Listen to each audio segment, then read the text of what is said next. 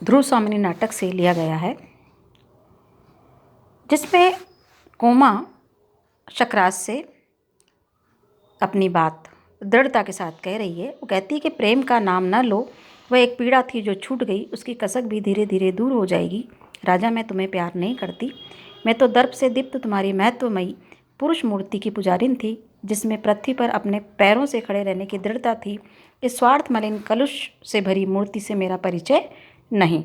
अपने तेज की अग्नि में जो कुछ भस्म कर सकता हो, उस पर दृढ़ता का आकाश के नक्षत्र कुछ भी नहीं बिगाड़ सकते। तुम आशंका मात्र से दुर्बल, कंपित और भयभीत ना हो। अब इससे में जो है प्रसंग यह है कि शकराज से कोमा प्रेम करती है और शकराज जो है रामगुप्त से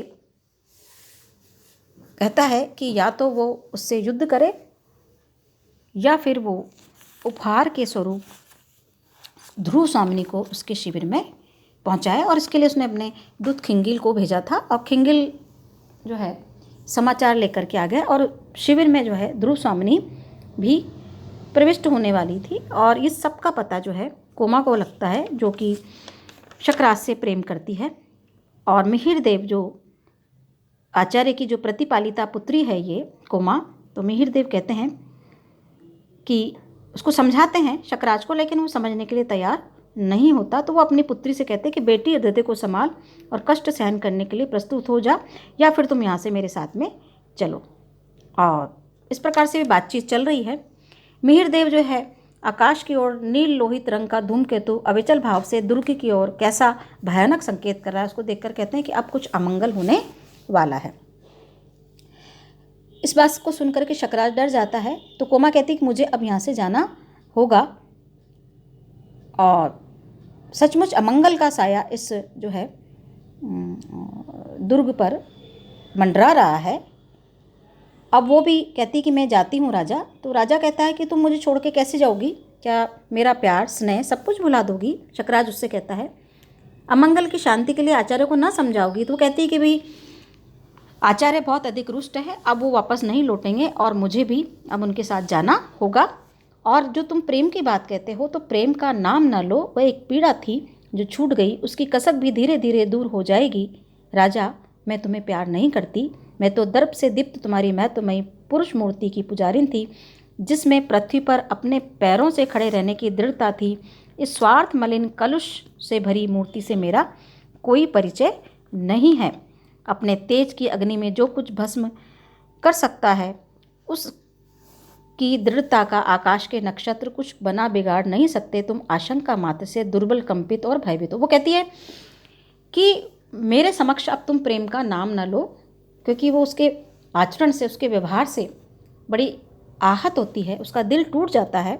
और वो व्यंग्यात्मक स्वर में अपनी बात को स्पष्ट रूप से शकराज के सामने रखती है और उसे वो कायर, स्वार्थी, कलुषित मन वाला पुरुष कह कर के संबोधित भी करती। तभी वो कहती है कि मेरे मन में जो पीड़ा थी, एक वेदना थी, वो अब छूट गई। जो कसक थी प्रेम की, वो अब धीरे धीरे वो भी समाप्त हो जाएगी। अब मैं तुमसे प्रेम नहीं करती, क्योंकि मैंने किससे प्रेम किया था? मैंने उस पुरुष से प्रेम किया था जिसके अंदर स्वाभिमान था, जो गर्व से उसका व्यक्तित्व जो है दीपायमान होता था। और उस महत्वमयी पुरुष मूर्ति की मैं पुजारिन थी, जो दर्प से, मतलब गर्व के साथ में उसका व्यक्तित्व जो है प्रकाशमान होता था। लेकिन अब उसमें क्या आ गई है? स्वार्थपन आ गया है, कलुषता भर गई है, मलिनता आ गई है। और स्वार्थ से पूरी, कलुषता से जो है बनी हुई, ढकी हुई, कलुषता से जो आप्लावित इस मूर्ति से मेरा अब कोई परिचय नहीं है। और अपने तेज की अग्नि में जो सब कुछ भस्म कर सकता है, मतलब जिसको इतना अभिमान हो गया, इतना घमंड हो गया है कि जो सब कुछ भुला, उसने प्रेम को भुला दिया, सम्मान को, नीति को, सब कुछ भुला करके वो ध्रुव स्वामिनी को जो है उपहार के स्वरूप वहाँ से मंगाता है। और जो स्त्री का सम्मान नहीं कर सकता, एक स्त्री का जो अपमान करता है, तो वो दूसरी स्त्री के साथ में जो है कैसे प्रेम कर सकता है?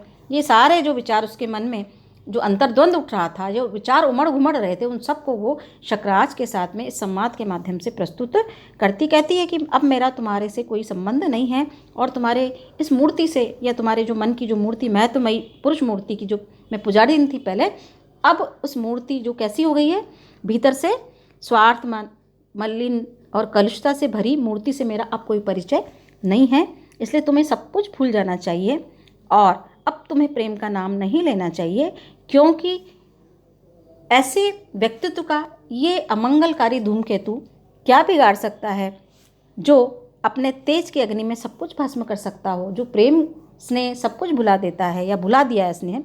तुम आशंका मात्र से दुर्बल और कंपित और भयभीत हो रहे हो राजा, तुम्हें डरने की कोई आवश्यकता नहीं है ना, ऐसा कहती है वो कोमा। और इस प्रकार से शकराज और दोनों के बीच में संवाद होता है और ध्रुव स्वामिनी के जो है आ जाती है और शकराज हताश होकर के अपने सिंहासन पर बैठ जाता है और कोमा वहाँ से चली जाती है और कहती है कि मेरे पिताजी जो है मेरा प्रतीक्षा कर रहे होंगे। तो ये सारी जो बात है कि उसका दिल टूटता है क्योंकि दुर्स्वामिनी उसके शिविर में आती है शकराज के, और इस प्रकार से जो है एक अमंगल का जो सूचक है वो धूमकेतु मिहिरदेव जब उसे बताते हैं कि दुर्ग पर जो है अमंगल का साया मंडरा रहा है, वो संकेत करते हैं।